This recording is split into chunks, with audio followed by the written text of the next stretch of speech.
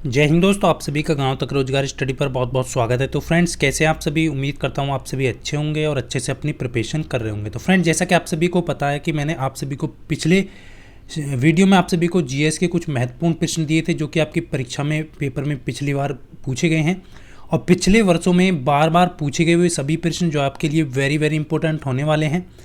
इन सभी टॉपिक से आप परीक्षा से पहले इन सभी प्रश्नों को लगा करके ज़रूर जाएं, क्योंकि आप सभी को पता है स्टेज फर्स्ट और स्टेज सेकंड दोनों में आपको बेहतर स्कोर करना होगा और किस टाइप के प्रश्न पूछे जाते हैं वो जानना बहुत ज़रूरी है। तो पिछले वर्षों में ये प्रश्न बार बार पूछे गए हैं, तो फटाफट से सभी कैंडिडेट, यदि आपने पिछला सेशन नहीं देखा है तो जाकर के देख सकते हैं।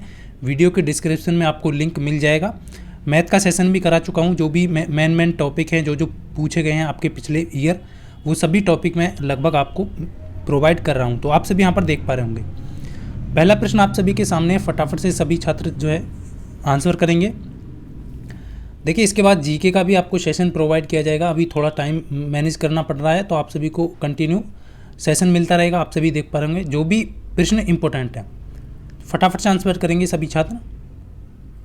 भिन्न धातुओं के बने 1-1 किलोग्राम के 4 घन जल में तोले जाएं तो क्या होगा? 4 ऑप्शन दिए गए हैं, फटाफट से आंसर करेंगे। तो देखिए, इस टाइप के आपका प्रश्न पूछा गया है, तो इसका राइट आंसर आपका हो जाएगा न्यूनतम घनत्व वाले। जैसा कि आप सभी यहाँ पर बी ऑप्शन देख रहे होंगे कि न्यूनतम घनत्व होगा तो घन का जो भार होगा वो न्यूनतम होगा। ध्यान रखना है, किसका जल में तोले जाएं तो भिन्न धातु वाले 1-1 किलोग्राम के घन जल में तोले जाएं तो न्यूनतम घनत्व वाले घन का भार न्यूनतम होगा। ऑप्शन बी यहाँ पर जो है आपका करेक्ट हो जाएगा। चलिए सेकंड क्वेश्चन देखते हैं, आप सभी के सामने है कि रख हौसला तेरी भी उड़ान होगी, देखेगी सारी दुनिया एक दिन ऐसी पहचान होगी। हौसला रखना है, हमेशा पॉजिटिविटी अपने अंदर रखना है और एग्जाम से पहले अपने आप को इस तरीके से प्रिपेयर करना है कि आप अच्छा स्कोर करें। गलती नहीं करना है एग्जाम में, जो प्रश्न आ रहा है उसी प्रश्न को करने की कोशिश करें। देखिए, आप सभी देख पाएंगे नेक्स्ट क्वेश्चन आपका, यदि आप समतल दर्पण की ओर 10 सेंटीमीटर प्रति सेकंड की वेग से जा रहे हैं तो आपका प्रतिबिंब आपकी ओर किस वेग से आएगा? ये क्वेश्चन भी आपका बार बार परीक्षा में आपकी में पूछा गया है, वेरी वेरी इंपॉर्टेंट है। बहुत सारे छात्र गलती करते हैं, तो इस चीज़ का ध्यान रखना। कभी भी आपसे एग्जामिनर पूछे कि समतल दर्पण की ओर 10 सेंटीमीटर या मीटर प्रति सेकंड के वेग से जा रहे हैं, जो भी दिया गया है उसके अकॉर्डिंग जिसमें पूछा है आपको क्या रखना है, उसकी इकाई ध्यान रखना है। सेंटीमीटर प्रति सेकंड वेग में पूछा है तो उसमें ही आपको जवाब देना है। ऑप्शन आप देख पा रहे होंगे। तो आपका प्रतिबिंब किस वेग से आएगा? तो ये 2 गुना वेग से आएगा, 20 सेंटीमीटर प्रति सेकंड के वेग से आपकी तरफ आएगा। तो क्लियर आप सभी का? ऑप्शन सी यहाँ पर करेक्ट होगा। जितने भी छात्रों का सी आ रहा है बिल्कुल सही है। चलिए नेक्स्ट क्वेश्चन देखेंगे फ्रेंड्स। नेक्स्ट क्वेश्चन आपके सामने है कि एक भारी एवं एक हल्के पिंड पर एक समान बल एक ही अवधि के लिए लगे हों तो ये पिंड क्या करेंगे? एक समान वेग से गतिमान होंगे, एक समान संवेग से गतिमान होंगे, या एक समान त्वरण से गतिमान होंगे, या उपयुक्त जैसा कुछ भी नहीं होगा। 4 ऑप्शन दिए गए हैं, 4 ऑप्शन के अकॉर्डिंग आपको आंसर देना है। एग्जामिनर इस टाइप का प्रश्न आपको देता है और आप जल्दबाजी में गलती करते हैं, तो वो गलतियां आपको नहीं करनी है। देखिए, एक भारी एवं हल्के पिंड, एक भारी पिंड है और एक आपका हल्का पिंड है, उन पे एक समान बल एक ही अवधि के लिए लगाया जा रहा है, तो इन पे क्या होगा? एक समान संवेग से गतिमान होंगे। क्या होंगे? एक समान संवेग से गतिमान होंगे, क्योंकि ये संवेग संरक्षण का सिद्धांत आपको यहाँ पर लग रहा है। इस चीज़ को यहाँ पर ध्यान देना है। ऑप्शन बी करेक्ट हो जाएगा आपका। क्लियर है? नेक्स्ट क्वेश्चन आपके सामने फ्रेंड्स कि लिथियम, सोडियम और पोटेशियम आपका दिया गया है। लीना कारब करके आप सभी ने पढ़ा होगा, आपने पेरियोडिक टेबल आपने पढ़ी है। जैसे तत्व किससे संबंधित है, ये आपको पूछा गया है कि इन किससे संबंधित है। और यदि आपने पढ़ा होगा अच्छे से तो आप सभी जानते होंगे, फर्स्ट जो आपका ग्रुप है उसको क्या बोला जाता है, सेकंड ग्रुप को क्या बोला जाता है, आपका आवर्त को क्या बोला जाता है, आप सभी जानते हैं। 7 आवर्त हैं, 18 आपके ग्रुप्स हैं, 18 ग्रुप्स को शून्य ग्रुप कहा जाता है, इतना भी आपको पता होगा। तो ध्यान रखना है फ्रेंड्स, लीना कारब, तो इसको क्षारीय धातु कहा जाता है। ऑप्शन डी यहाँ पर करेक्ट होगा। 17 समूह जो है आपका उसको हैलोजन समूह कहा जाता है, ये भी आपको ध्यान रखना है। शून्य समूह को अक्रिय गैसों का समूह भी कहा जाता है, ये भी आपको यहाँ पर ध्यान रखना है। और सेकंड जो ग्रुप है आपका उसको आपको क्षारीय मृदा धातु कहा जाता है। तो यहाँ पर आपको लीना कारब पूछा है तो क्षारीय धातु समूह होगा। ऑप्शन डी यहाँ पर आपका करेक्ट हो जाएगा। इतना आपको यहाँ पर ध्यान रखना है। चलिए नेक्स्ट क्वेश्चन देखते हैं। देखिए नेक्स्ट क्वेश्चन आपका है, मनुष्य के जीव के किस क्षेत्र तक कड़वाहट की संवेदना सीमित रहती है। बायोलॉजी का भी प्रश्न आपकी परीक्षा में आपको देखने को मिलेगा। तो ये प्रश्न आपके लिए वेरी वेरी इंपॉर्टेंट है कि मनुष्य की जो जीवा है उसके किस क्षेत्र तक कोई भी कड़वाहट जो है, संवेदना जो है वो सीमित रह सकती है। उसके अगले भाग तक रहेगी, उसके किनारों तक रहेगी, उसके मध्य भाग तक रहेगी, या फिर उसके पिछले भाग तक रहेगी। तो इसका राइट आंसर क्या हो जाएगा? बिल्कुल, कुछ छात्रों का आंसर सही आ चुका है यहाँ पर, ऑप्शन डी करेक्ट होगा, पिछले भाग तक रहेगी। तो बिल्कुल यहाँ पर डी ऑप्शन वाले सभी छात्रों का बिल्कुल आंसर सही है। नेक्स्ट क्वेश्चन है फ्रेंड्स आपके सामने। देखिए जितने भी टाइप के क्वेश्चन आपके बार बार परीक्षा में पूछे जा रहे हैं, जो भी एग्जाम की दृष्टि से इंपॉर्टेंट है, वो सभी मैं आपको करा रहा हूँ। तो आप बिल्कुल भी चिंता ना करें, अच्छे से प्रैक्टिस करते रहें एग्जाम से पहले। बिल्कुल देखिए क्वेश्चन आपको दिया गया है इस तरीके से कि 10 वोल्ट के विभवांतर वाले दो बिंदुओं पर 2 कूलाम के आवेश को स्थानांतरित करने के लिए कितना कार्य करना पड़ेगा। वेरी वेरी इंपॉर्टेंट है इस टाइप का प्रश्न।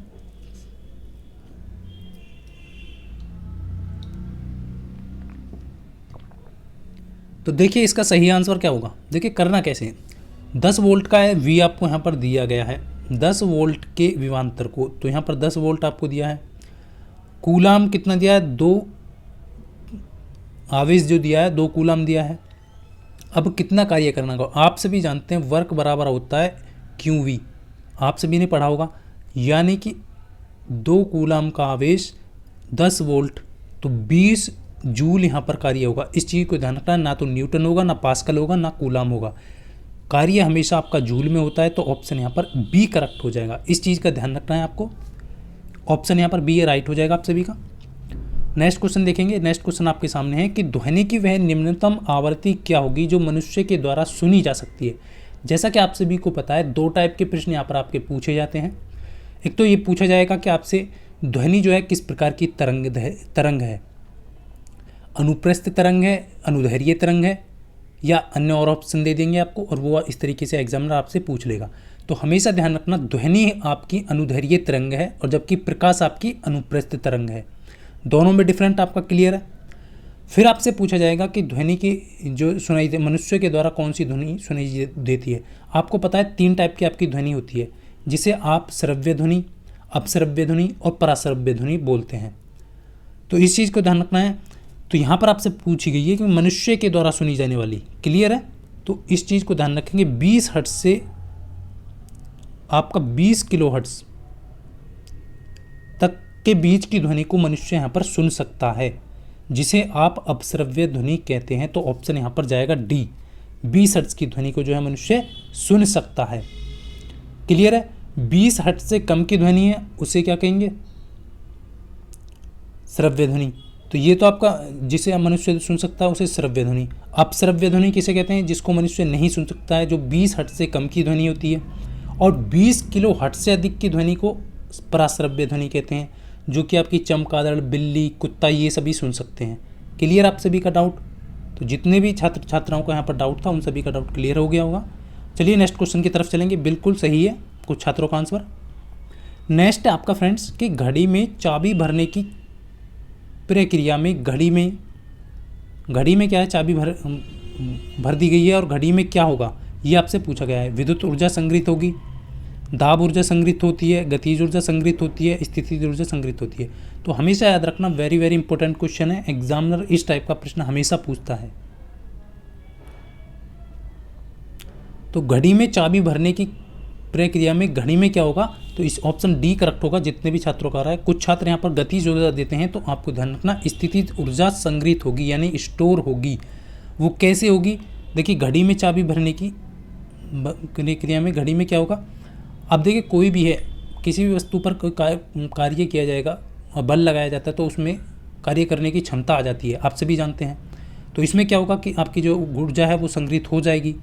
इसी तरीके से पहाड़ पे जमा, आपको उदाहरण में ऐसा भी ऑप्शन दे सकता है एग्जामिनर की, पहाड़ों पर जमा पानी किस प्रकार की ऊर्जा है, किस प्रकार की, मतलब स्थितिज ऊर्जा संग्रहित होगी उसमें या गतिज ऊर्जा संग्रहित होगी। तो पहाड़ों पे बर्फ़ का जमना भी क्या है? आपकी एक प्रकार की संग्रहित ऊर्जा है, ठीक है। छत पे खड़ा बालक, वो भी एक प्रकार की संग्रहित ऊर्जा है, उसमें भी आपकी स्थितिज ऊर्जा होगी। क्लियर है? चलिए नेक्स्ट क्वेश्चन की तरफ चलते हैं। नेक्स्ट क्वेश्चन आपके सामने, ध्वनि का अधिकतम वेग कहाँ पर होता है? निर्वात में होता है, वायु में होता है, जल में होता है, इस्पात में होता है। बहुत सारे छात्र क्या करते हैं, जल्दबाजी में यहाँ पर गलती कर जाते हैं। ध्वनि का अधिकतम वेग जो है आपसे भी देख पा होंगे, आपसे भी में से ज़्यादातर कैंडिडेट का ए ऑप्शन आता है।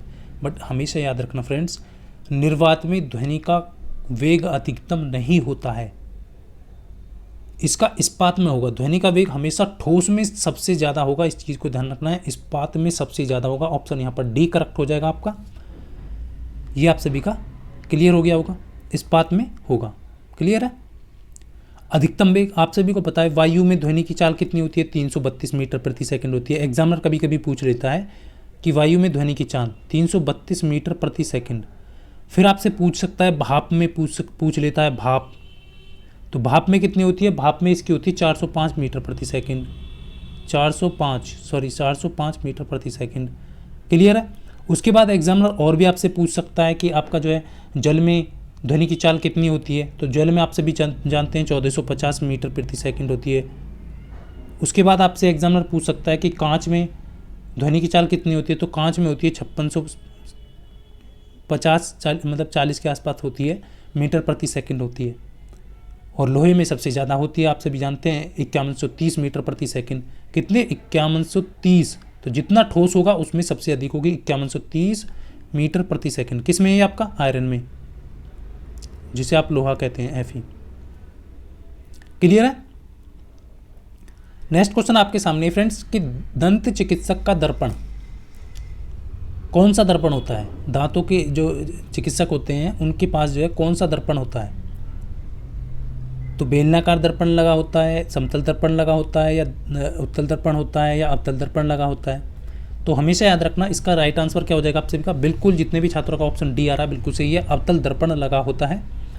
देखिए कहाँ कहाँ पर आपका अवतल दर्पण यूज होता है। एक तो दंत चिकित्सक होता है, नाक कान के लिए आपका जो है वो भी अवतल दर्पण यूज किया जाता है। आपका शेविंग जो होता है, आपने हजामती देखे होंगे जो दाढ़ी वगैरह बनाते हैं, उनके पास भी आपका अवतल दर्पण होता है। क्लियर है? सोलर कुकर में भी आपका अवतल दर्पण होता है। परावर्तक दूरबीनों में भी आपका, सर्च लाइट में भी आपका अवतल दर्पण का यूज किया जाता है। तो ये आपको यहाँ पर ध्यान रखना है इतना, ठीक है। नेक्स्ट क्वेश्चन आपका है फ्रेंड्स, मोटर गाड़ी की हेडलाइट में भी आपका अवतल दर्पण होता है। लेकिन आपको एक चीज़ ध्यान रखना है कि एग्जामिनर इस टाइप का क्वेश्चन आपको देगा कि हरे पत्तों वाला पौधा लाल प्रकाश में देखे जाने पर कैसा दिखाई देगा। हरे पत्तों वाला पौधा है, लाल प्रकाश में देखेंगे तो कैसा दिखाई देगा? ऑप्शन डी यहाँ पर करेक्ट हो जाएगा, काला दिखाई देगा। ऑप्शन डी यहाँ पर बिल्कुल सही होगा आपका। नेक्स्ट क्वेश्चन आपका एग्जामिनर पूछ सकता है आपसे, और ये पूछा गया है कि विटामिन का रासायनिक नाम क्या है? विटामिन के। देखिए यहाँ पर विटामिन के का आपसे पूछा गया है, विटामिन के।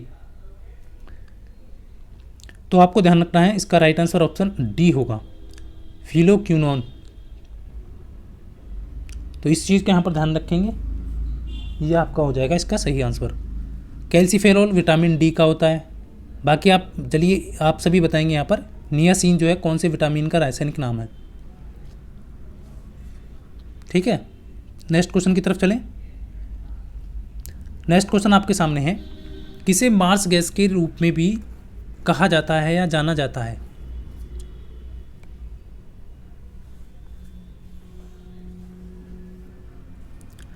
Marsh gas. देखिए मैंने आपको मार्स गैस, आपको ध्यान रखना है, ऑप्शन यहाँ पर सी होगा, बिल्कुल सही है। जितने भी छात्रों का आ रहा है, मार्स गैस किसे कहा जाता है? मीथेन को कहा जाता है। और ये कौन सी श्रेणी का प्रथम सदस्य है? एल्केन श्रेणी का।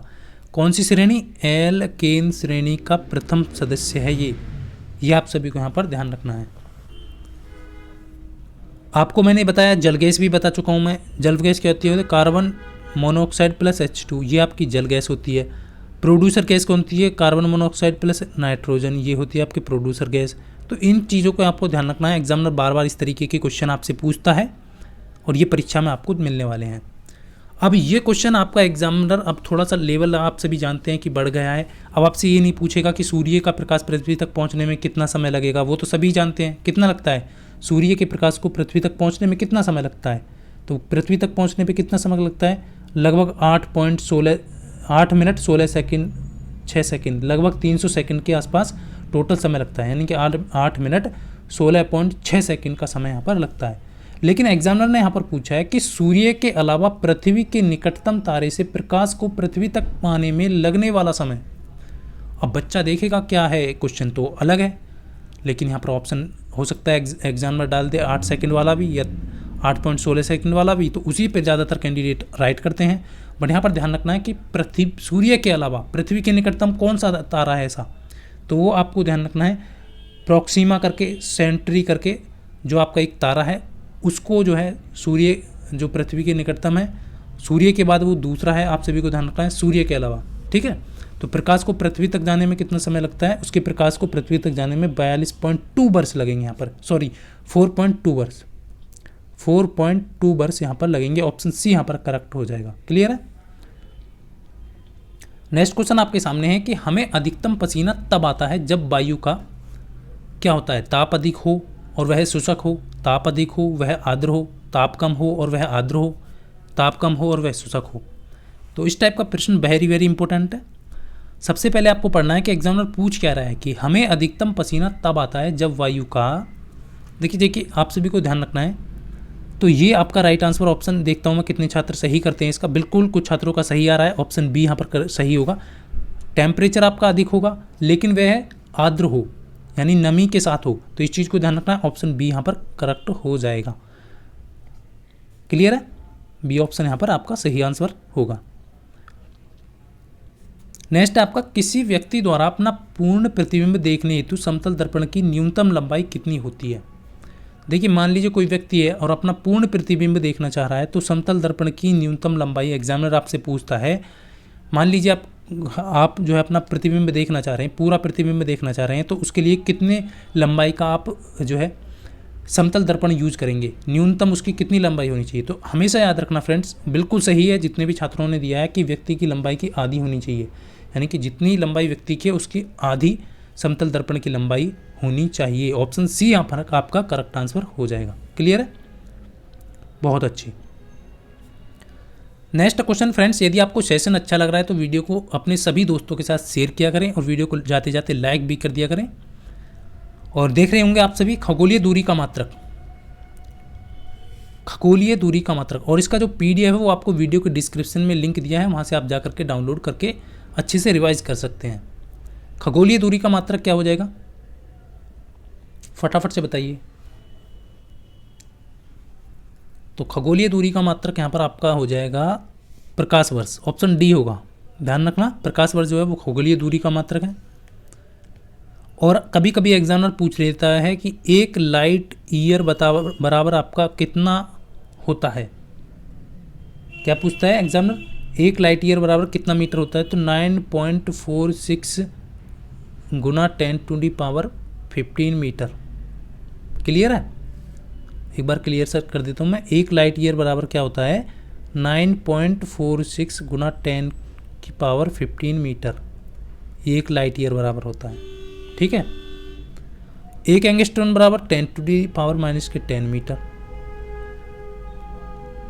फिर आपका 1 किलोमीटर बराबर 1000 मीटर होता है, ये तो आप सभी जानते होंगे। अब आता है एक नॉटिकल मील बराबर, भी पूछ लेता है एग्जामिनर। एक नॉटिकल मील बराबर होता है, एक नॉटिकल मील बराबर आपका होता है 1.85 मीटर। क्लियर है, चलिए नेक्स्ट क्वेश्चन की तरफ चलेंगे। नेक्स्ट क्वेश्चन आपका कि जल में घुलनशील विटामिन कौन सा है। देखिए कम्युनिटी टैब में मैंने एक पोस्ट डाली थी, तो उसमें से बहुत सारे छात्रों ने गलत आंसर किया है, लेकिन कुछ छात्रों ने बिल्कुल सही आंसर किया है। तो जल में घुलनशील विटामिन कौन सा है ये आपको बताना है।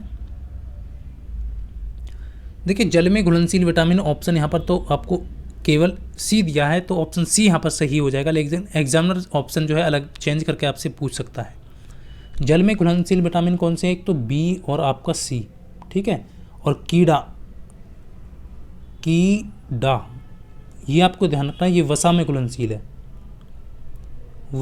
वसा में घुलनशील विटामिन कौन से हैं, KEDA। तो कीड़ा के नाम से आपको ध्यान रखना। कीड़ा क्या होगा, जल में घुलेगा नहीं, जल पे तैरता है, लेकिन जब वसा क्या होता है, गाढ़ा होता है थोड़ा, उसमें क्या करेगा कीड़ा, घुल जाएगा। तो इस चीज़ को यहाँ पर ध्यान रखना है। क्लियर है। नेक्स्ट क्वेश्चन आपके सामने फ्रेंड्स, निम्नलिखित में से कौन सा एक विटामिन ए का प्रचुरतम स्रोत है।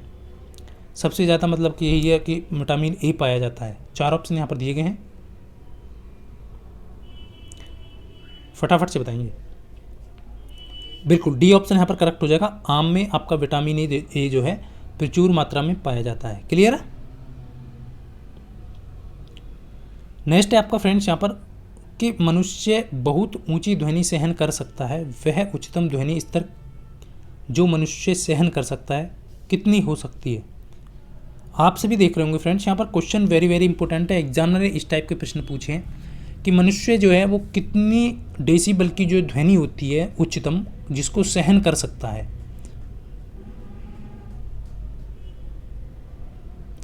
ये तो आपको पता है, बहुत ऊंची को सहन नहीं कर सकता, तो उच्चतम स्तर तक मतलब कि जो है कितनी होती है। तो मैं आपको यहाँ पर क्लियर करना चाहूँगा सभी को। बिल्कुल देख पा रहा हूँ मैं, कुछ कैंडिडेट का आंसर आ चुका है। ऑप्शन के अकॉर्डिंग जो है मनुष्य सहन कर सकता है, तो ऑप्शन 40 dB होगा यहाँ पर।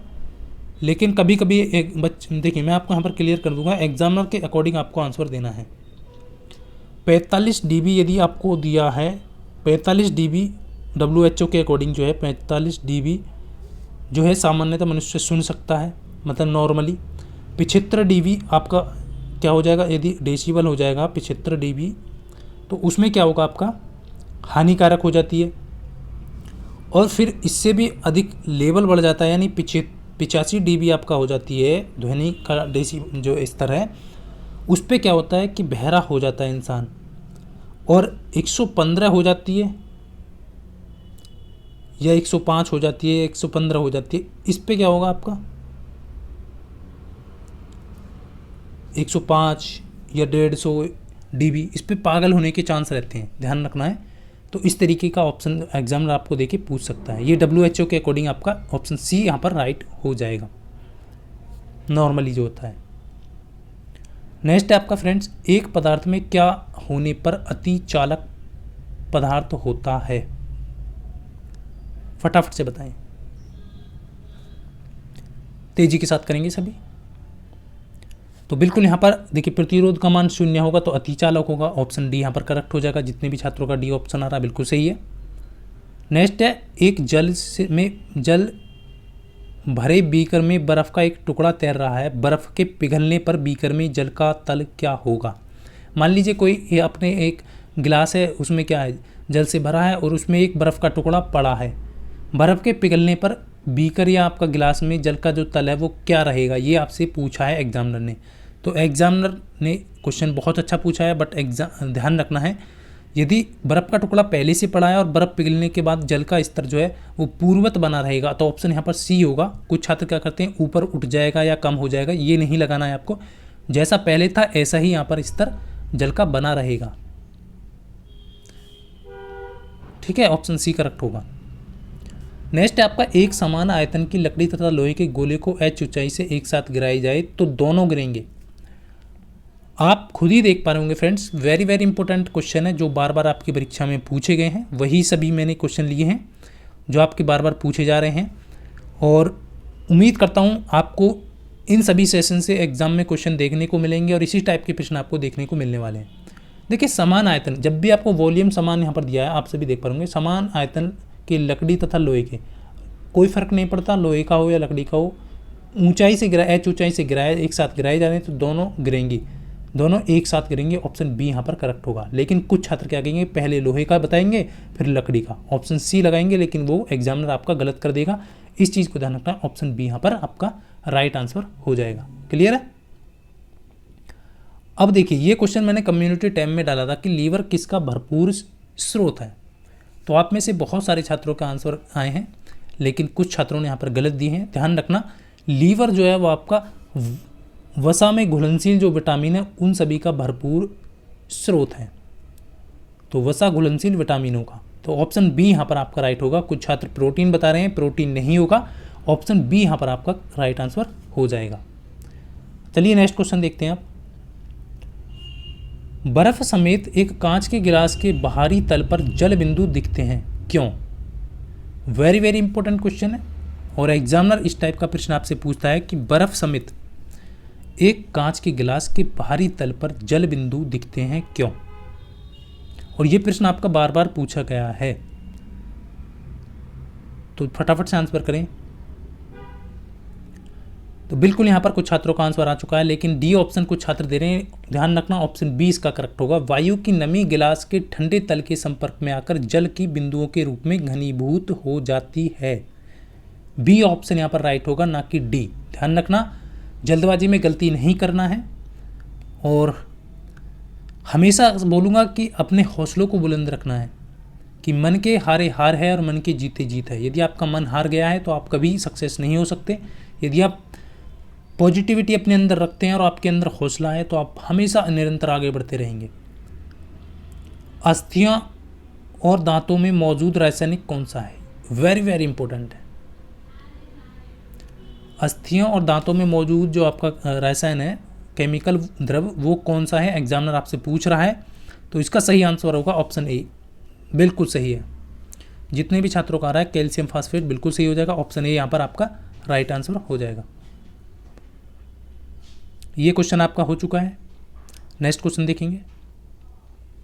नेक्स्ट क्वेश्चन आपके सामने है कि चांदी किस पदार्थ के साथ अभिक्रिया करने पर काली पड़ जाती है? देखिए क्वेश्चन अच्छा है, लेकिन आपको समझना है कि चांदी जो है वो कौन से पदार्थ के साथ अभिक्रिया करने पर काली पड़ जाती है। तो हाइड्रोजन सल्फाइड आप सभी जानते हैं, सल्फाइड के साथ क्या करेगी? जैसे चांदी क्या होती है? चांदी आपका Ag होती है ना, इसकी क्रिया किसके साथ होती है? हाइड्रोजन सल्फाइड के साथ होती है। तो ये सल्फाइड क्या होगा? इसका बनता है Ag2S। तो आप सभी देख पा रहे होंगे, इसमें 4 से हो जाएगा इक्वल करने के लिए इस तरीके से, बाकी जो है H2 अलग हो जाता है। तो ये किसके साथ अभिक्रिया करने पर काली पड़ जाती है? गंधक, जिसे सल्फर भी कहते हैं। ऑप्शन डी यहाँ पर करेक्ट आंसर हो जाएगा। क्लियर है? नेक्स्ट क्वेश्चन आपके सामने फ्रेंड्स कि तरंगे चमगादड़ को उनके रास्ते में आने वाली बाधाओं का पता लगाने में मदद करती हैं। देखिए अभी भी मैंने पीछे एक क्वेश्चन कराया था और उम्मीद करता हूँ आप सभी ने अच्छे से सुना होगा। कौन सी तरंगे हैं जो चमगादड़ को उनके रास्ते में आने वाली बाधाओं का पता लगाने में जो है वो मदद करती हैं, जिसकी वजह से वो उड़ पाती हैं, अपना मार्ग देख पाती हैं। तो ये आपको ध्यान रखना है। तो कौन सी तरंगे हैं वो फटाफट से बताएंगे। अभी पीछे ही बताया है ये क्वेश्चन मैंने। बिल्कुल जितने भी सी ऑप्शन दे रहे हैं बिल्कुल पराश्रव्य तरंगे, जिन्हें आपका बिल्ली, कुत्ता, चमगादड़ ये सुन सकता है, तो ऑप्शन सी होगा। जिनकी आवृत्ति की बात करें तो 20 किलोहर्ट्ज से अधिक की आवृत्ति होती है। तो इस चीज़ का ऑप्शन सी यहाँ पर आपका राइट आंसर हो जाएगा। बिल्कुल सही आंसर। और फ्रेंड्स आप सब यहाँ पर देख पा रहे होंगे क्वेश्चन बहुत अच्छा है, लेकिन इस क्वेश्चन का आंसर आप सभी जो है वीडियो के लास्ट में ज़रूर कमेंट करके बताना है कि 20 किलोग्राम के एक पिंड को भूमि के ऊपर 1 मीटर की ऊंचाई पर बनाए रखने हेतु आवश्यक कार्य कितना होगा। अब देखता हूं कितने छात्र ऐसे हैं जो अच्छे से इस क्वेश्चन का आंसर करते हैं, और आंसर ज़रूर क्या करें। मैं एक क्वेश्चन आपको देता हूं वीडियो के लास्ट में, तो उसका आंसर ज़रूर क्या करें। 20 किलोग्राम के एक पिंड को भूमि के ऊपर 1 मीटर की ऊंचाई पर बनाए रखने हेतु आवश्यक कार्य कितना होगा। 4 ऑप्शन दिए गए हैं।